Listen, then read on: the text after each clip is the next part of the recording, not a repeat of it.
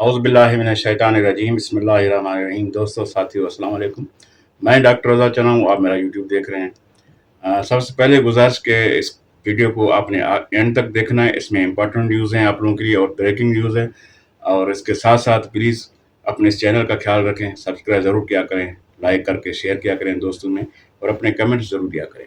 इस्लामाबाद में सियासी सरगर्मियाँ उरूज पर हैं। लाहौर से एक सियासी जमात का लॉन्ग मार्च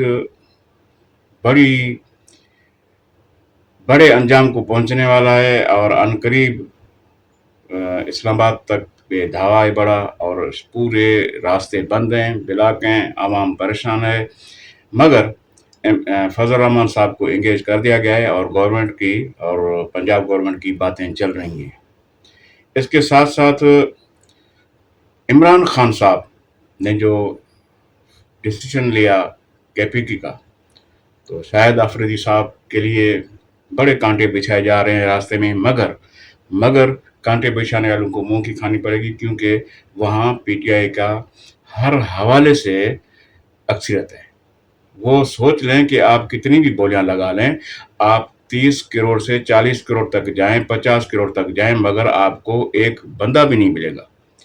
इसके साथ साथ वहाँ पे जुनैद अकबर साहब और सीनियर साथियों ने उनको वार्निंग कर दिया है अपने एमपीएस को कि अगर कोई भी बंदा कोई भी ऐसी हरकत करेगा तो फिर उसके लिए पेशावर केपीकी की धरती तंग कर दी जाएगी और उनको वहां रहने नहीं दिया जाएगा अगर गद्दारी हुई पीटीआई के साथ। और इसके साथ साथ उन्होंने ये भी वार्न किया है अपने एमपीएस को कि पेशावर के बाहर आपने निकलना भी नहीं है और आपने पेशावर में ही रहना है।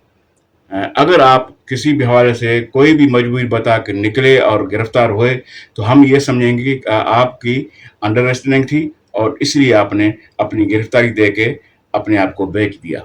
यहाँ तक जो है हिदायत जारी कर दी गई हैं, तो आप इससे अंदाज़ा लगा सकते हैं। और दूसरा, इस मौके पे जहाँ इस गवर्नमेंट को हर तरफ से तूफ़ानी हमले हैं और नाकाम तरीन हुकूमत है, 47 की हुकूमत जिसको कोई लाइक ही नहीं कर रहा। बाहर की दुनिया तो अपनी जगह, वहाँ पे जो खारजा पॉलिसी हम नाकाम हुई है हमारी, वो तो आप देख रहे हैं सारे, मगर इंटीरियर में भी हमारे मुल्क में हर तरफ से लानतानी हो रही है इस हुकूमत पे। कोई इसके हक में नहीं है और इसने कोई किरदार भी ऐसा अंजाम नहीं दिया।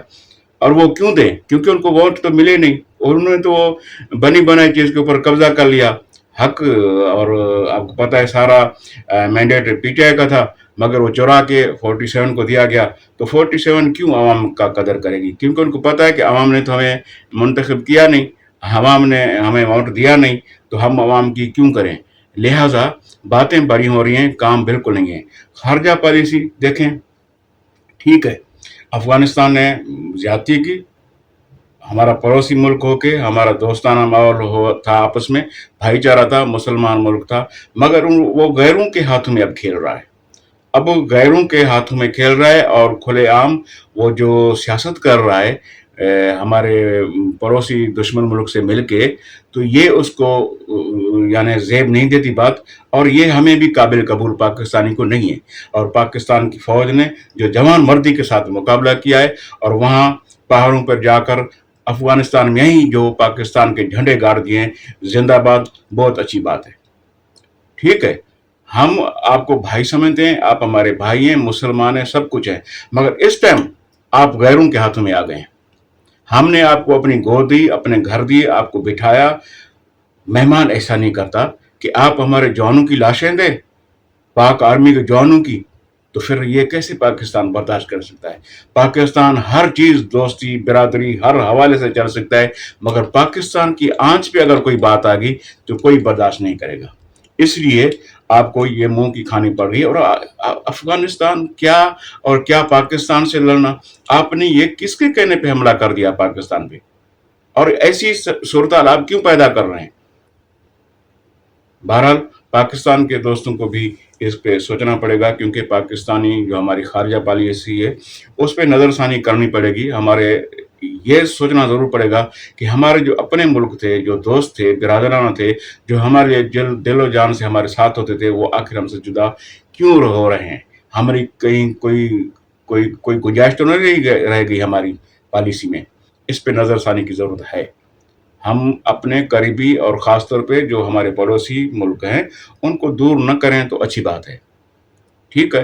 اچھا، جو لانگ مارچ جا رہا ہے، لانگ مارچ میں دونوں طرف سے یعنی مقابلہ بھی چل رہا ہے، شیلنگیں بھی ہو رہی ہیں، اور دونوں طرف سے یہ اپنا بتایا جا رہا ہے کہ جی فورسز کی طرف سے کہ جی ہمارے جوان کافی زخمی ہیں، اور یہاں سے بتایا جا رہا ہے کہ ہمارے جوان بھی زخمی بھی ہیں، کچھ شہادتیں بھی ہوئی ہیں. کیا حقیقت ہے صحیح کوئی بھی پتہ نہیں لگا رہا اس ٹائم تک. اور اس کے ساتھ ساتھ جو عوام کو تکالیف پہنچی ہیں، پورا شہر جام ہے، اسلام آباد، لاہور، راستے درمیان میں پنڈی، وہاں پہ نیٹ سب کچھ بند. تو یہ اتنا سارا کرنے کے بعد ابھی جب ان کو آپ لاشیں دیں گے اور پھر آپ باتیں کریں گے تو یہ کون سا اصول ہے؟ آپ نے ماڈل ٹاؤن والا آپ کے سامنے نہیں ہے دور؟ آپ نے کیا ماڈل ٹاؤن میں کر کے دکھایا تھا؟ پھر آخر میں کیا ہوا؟ کیا ابھی آپ کی ایکسپیرئنس آپ کا نہیں گزرا تھا؟ آپ کی نظر میں یہ چیزیں نہیں تھی، مگر پھر آپ دوسرا سانح کرنے جا رہے ہیں. لہٰذا آپ کو بھی سوچنا پڑے گا اپنے رویے پہ. آپ اپنوں کو کیوں دشمن بنا رہے ہیں؟ انٹیریل میں آپ اپنے حالات خراب نہیں کریں. باہر سے آپ کو پتا ہے کہ ہم جو ہے باہر سے ہر حوالے سے ہمارے دشمن پتہ نہیں کیا کیا ہمیں واش کر رہے ہیں اور کیا کیا سوچ رہے ہیں. تو ہمیں باہر کی جو چیزیں ہیں ان کو سنبھالنی چاہیے، بجائے یہاں کہ آپ اندرونی حوالے سے بھی اتنی سارے جو محاذ کھولتے جا رہے ہیں. جیسے پشاور کا محاذ ہے، تو پشاور میں ایک حق بن رہا ہے پی ٹی آئی کا. پی ٹی آئی کا چیف منسٹر تھا، چیف منسٹر نے خود اپنی مرضی سے اپنے قائد کے حکم پہ انہیں وفاداری کی ہے اور ان کو عزت ملی ہے، انہوں نے استعفیٰ دیا. اور دوسرا چیف منسٹر بھی اس پارٹی کا حق ہے، اس کا قائد اس نے اس کو نامینیٹ کیا ہے. تو آپ وہاں پہ یہ حربے استعمال کر رہے ہیں وہی پرانے کہ جی 20 کروڑ سے بولی شروع ہوئی، 40-50 کروڑ تک پہنچ گئے ہیں آپ، اور پتہ نہیں کیا کیا. یہ چیزیں چھوڑیں. یہ آپ کے لیے، ملک کے لیے، عوام کے لیے، گورنمنٹ کے لیے صحیح نہیں ہے.